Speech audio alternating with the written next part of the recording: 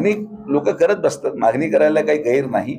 माझ्या दृष्टिकोनातून मी जाती आणि धर्म या सगळ्या प्रक्रियेपासून लांब राहणारा माणूस. तुम्हाला माहिती आहे मी कधी याच्यावर भाष्य केलं नाही. प्रभाग क्रमांक 7 मध्ये आज आपण हीच गोष्ट मोडून काढण्यासाठी ओपन जागेवर, सर्वसाधारण जागेवर एक ओबीसीचं सीट दिलं आणि जनतेने 1 नंबरच्या मताने त्या प्रभागावर निवडून दिलं. याचा अर्थ काय की लोकांना आता विकास पाहिजे, लोकांना या जातीच्या भेदभावामध्ये आणि या सगळ्या प्रक्रियेमध्ये पडायचं नाहीये. आणि त्यामुळं एखाद्याने मागणी केली असेल ते विचार त्या मागणीचा निश्चित करू, पण आम्ही देखील सगळ्यांचा सन्मान करून आम्ही पुढे चालतोय.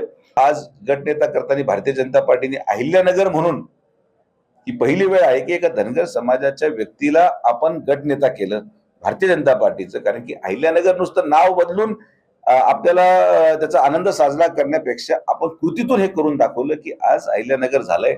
महानगरपालिका अहिल्यानगरची पहिल्यांदी बसते आणि त्यामुळे भारतीय जनता पार्टीचा गटनेता हा धनगर समाजाचा व्हावा हे आम्ही करून दाखवलंय.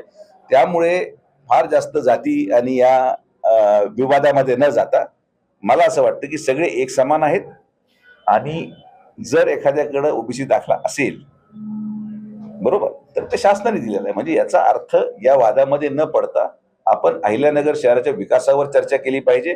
जनतेने फुल मॅन्डेट राष्ट्रवादी काँग्रेस भारतीय जनता पार्टीला दिलेला आहे. लवकरच महापौर आणि उपमहापौरची निवड जाहीर होईल आणि काही जरी उमेदवार कोणी जरी असला तो कोणत्याही पक्षाचा असला तरी मला असं वाटतं की त्याच्यावर फार जास्त गांभीर्य शहरामध्ये घेतलं जाणार नाही. लोकांना विकास पाहिजे आणि ते आम्ही दोघं मिळून करून दाखवू.